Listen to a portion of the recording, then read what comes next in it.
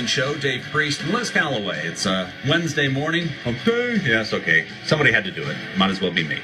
A lot of things going on that we need to talk about, and we will continue a little bit later on. About an hour from now, we'll talk to Lisa Borsier from Horry County as far as what went on in yesterday's meeting. A lot of things that they were talking about. Coastal Uncorked, we'll talk about that festival later on today. Myrtle Beach Pelicans will be in the studio. On the phone with us right now, we've got somebody else to talk to. His name is Algernon Cash. He is with the America's Energy Forum. He's going to be in town today in the Myrtle Beach area speaking to a group of realtors. And in the past, we've had some people on who have been opposed to offshore drilling. I believe the Oceana Group was the most recent one we had on a couple of weeks ago. America's Energy Forum, though, is in favor of offshore exploration as far as oil and natural gas is concerned. Algernon, thanks for coming on with us today. Good morning. Thanks for having me. Well, first of all, before we go on and talk a little bit more about America's Energy Forum, explain now, you're going to be in town today. Is this meeting that you're going to be at, is this open to the public or is this just for the realtors group? What is this? Yeah, I don't know if it's open to the public. They've just got a panel discussion that they're doing for their members, and I'll be making an appearance on that panel and then also meeting with some other business leaders throughout the day. And so, yeah, just looking forward to getting to know some folks here in Myrtle Beach. And then after that, you're going to be got to have an interview on WPDE with Tim McGinnis, I believe, right? Yeah, I'll be over with him this afternoon, so I'm very excited about that. Tim's a good guy, so you'll like that. So that's awesome. Will he go easy on me? I don't know. He's a journalist, so you never know. That's good. So, Algernon, I know that your background is in real estate investment banking, and you're talking to a bunch of real estate people, industry people today. So I would guess that they would probably be concerned about values of land and of homes, and people are concerned about their property values when there's talk about oil drilling being possible off their shores. I mean, especially if you own beachfront property. Is that what you're talking about today? Yeah, I mean, those are some of the concerns that I'll certainly be addressing. I mean, I think those are some of the concerns those folks have. And naturally, I know you all are a big tourist state. You know, I'm originally from North Carolina. I actually got involved in the oil and gas initiative about 6 years ago. North Carolina is the same kind of state. We're a big tourist state, you know, generate billions of dollars a year from tourism. So we also had some of the same concerns. But, you know, I'll tell people, you know, this is a process that not only can be done safely and responsibly, we've been doing it safely and responsibly for over 50 years in this country, and it's something that can be done. Now, if you want to address some of the concerns that some of the groups, we have a local group here called SODA, which is Stop Offshore Drilling, something, and then we had the Oceana Group, like I said, about several weeks ago. Come in, and this came right before the city of Myrtle Beach, and then the city of North Myrtle Beach took votes to oppose offshore drilling. They were concerned, like you said, about property. They're concerned about spills, and people are also concerned about the seismic testing that goes on beforehand and how that might harm the wildlife in the oceans. How would you address that as America's Energy Forum as far as those concerns go? Yeah, you know, I mean, looking at it from the perspective of a person in real estate, you know, anytime we engage in a large-scale real estate project, we have to be able to do the right kind of due diligence to figure out what kind of an asset and resources that we're working with.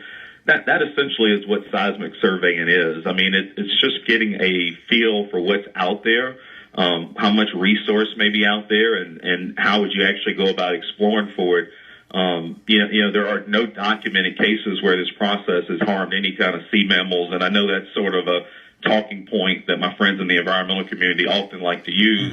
Mm-hmm. But it really is just a fear tactic. And when you look at some of the science around it and you have conversations with experts, they tell you that this is a process we've been doing for decades, and we're not harming wildlife. And it's also a process that our American military has engaged in for many, many decades. So again, this is something that can be done safely and responsibly. And I also think that, you know, elected officials that, quite frankly, take a short-sighted view and pass resolutions banning this process without necessarily having all the facts and data before they make those decisions is just very short-sighted. And I think it's very important that we have elected officials that are leaders and not necessarily followers. Now, you're part of an organization called America's Energy Forum. Who is that funded by? Like, who are you speaking for?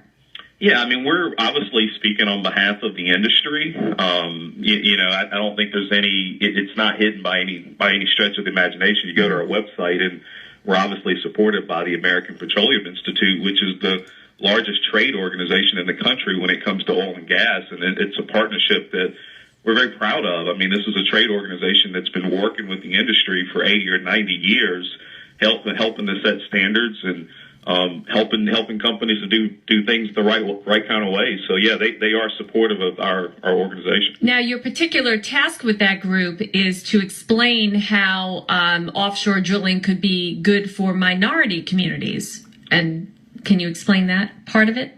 Yeah, I do some minority engagement for the America's Energy Forum, where I do get out and have conversations with minority elected officials and just talk about some of the benefits from oil and gas in general, not necessarily just specifically from offshore. We know just because of the energy renaissance that's happening in our country right now, there's going to be about 1.3 million jobs created over the next 10 to 15 years within the industry, and there's basically an opportunity for somewhere around 40% of those jobs to go to our minority workers. So that's African Americans, Hispanic, and women workers. And so that's something that I get out and try to meet with community leaders and help them to get prepared for. We're talking with Algernon Cash. He's with America's Energy Forum. He's going to be in the Myrtle Beach area today for a meeting, and also going to be on TV a little bit later on this afternoon as well. But we got him on radio first, so we just wanted to jump the gun on that. But, as far as energy is concerned, a lot of people always talk about renewable sources. I mean, as far as the president goes right now, he's in Alaska where, number one, he's talking about climate change. But just about 3 weeks ago, he signed a bill to allow drilling to go on with Royal Dutch Shell off of the shores of Alaska in a kind of a pristine area. So, I mean, what's the message that's being sent? I mean, a few years ago, it was drill, baby, drill. Now people are worried about how things are on some of our beaches and what might happen after, like, the Deepwater Horizon thing in the Gulf. What's America thinking right now? Yeah, and I think it's also worth saying, I mean, from the standpoint of our organization, I mean, we really support an all of the above energy policy. I mean, so we not only believe that oil and gas has a place within the energy portfolio, but we do believe that renewables and wind and solar and ethanol and geothermal and all these other types of energy assets need to be looked at in the portfolio as well. I mean, we need to be looking at all these things, but the reality is nearly 80% of our baseload energy demand is still met through fossil fuel technology. We still have 30 states in this country that heavily rely on coal to make sure homes are going to be heated and cooled throughout the year.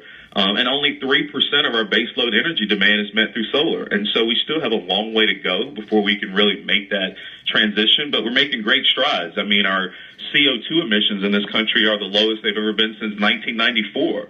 So I think the industry is really doing a lot to make that transition.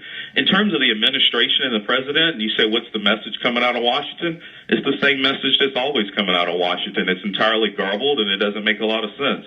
We have a president that has just outright declared war on all of American energy. It's not just some of the things that you've heard about that he's talking about in Alaska, but he's also got an EPA that's very overzealous. And literally every week in the last several weeks, we hear an EPA that's announcing new rules to more regulate the energy industry. So, the president has just really declared war on all of American energy, and it's really not right, because this is an issue that we need to stop playing politics with. It's not a partisan issue. This is about real people that's trying to figure out how to put gas in their car, keep their lights on. They're often dealing with more a month than they are money, and we need to be doing something to help these people. We need to make sure that we have affordable, abundant, and reliable energy in this country. Now, I hear what you're saying about President Obama, and I happen to agree with you. But isn't it because of his administration that this seismic testing and possible offshore drilling for gas and for oil might be happening in these federal waters, and these local communities here won't have any say in it regardless? I mean, isn't he the one that said, let's stop looking over there and let's look over on the coast of the Carolinas? Yeah, I mean, finally, you're exactly right. We finally did get the administration to the table in terms of allowing seismic surveys to move forward, and it's something that they needed to do. We've got 86% of federal offshore acreage is prohibited. You can't even touch it. You can't drill there. You can't explore there. So it was about time for the administration to finally come to the table on this. But they still continue to drag their feet, and they still continue to erect barriers, in my opinion, that do things to try to slow down the energy renaissance that's happening in this country. For example, I mean, right now we're still prohibiting American companies from being able to sell crude oil in the open market, and it's really unfair when the administration is floating a deal with Iran that would basically let Iranian companies produce and sell 1 million barrels of oil on day one. So I don't know what's going on, but again, this administration has just declared war on American energy. Now, I understand what you're saying about how it would bring in jobs. It'll make fuel more affordable. It would make us, strengthen the world to have oil and gas in abundance and not dependent on outside sources. But there is a lot of that not in my backyard thing where there are many coastal communities that say, yeah, it's great, but let's keep it on the other side of the country, or let's keep it to the north. So when you tell people that they're going to be, there might be some oil drilling here and rigs out there and things that we can't actually see, but we know they're there, there is a risk to our very livelihood, especially in this community, which would be tourism. And I read in a U.S. News and World Report that there is really no clear and accurate accounting of the amount of spills that have happened. It seems to be very murky, and there's been a lot of discourse between both sides on how many spills have happened. Is it, how many leakages have happened? So is there going to be, do you think, that there needs to be a better accounting of accidents and spills and more accurate depiction of what really happens when these oil rigs are out there? Because our very economy depends on it desperately. I mean, this whole county here, this Grand Strand area, this is the cash cow of the entire South Carolina state because of tourism. No, Liz, I completely hear you, and I agree with you, and I think the industry believes that we should be doing any and everything possible to mitigate risk to our environment. I mean, there's 9.8 million people currently working in the oil and gas industry, and I often like to remind people they actually live here on Earth with us, and they care about the environment just as much as a lot of other people. I don't want my daughter breathing dirty air or coming down to the beach and playing in oil puddles. So, I think everyone in the industry wants to do everything humanly possible to respect the environment. But we also need to make sure that we're balancing the needs of the environment against our true, real economic needs and against our true national security needs.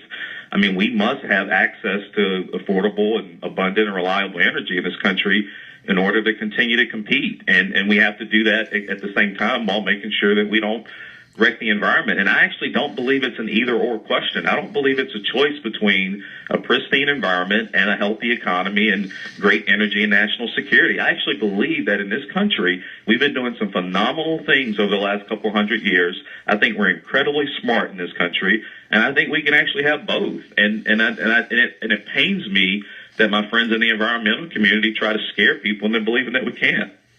So what would your message be to the 22 communities in South Carolina and the 20 to 22 communities in North Carolina's coastal regions that have voted to oppose offshore seismic testing and drilling? What would you say to them? My message to them would be that it's a short-sighted move. And let's keep in mind that there's not going to be oil rigs off the coast of South Carolina tomorrow. That's not what's going to happen. You have companies that would like to study this issue. They like to get a better feel for what resource is actually out there. Where is it located? How would we actually go about doing it? We just want to have a discussion about it. And right now, we're having an argument. We're having a disagreement. And quite frankly, we don't even know what we're disagreeing over.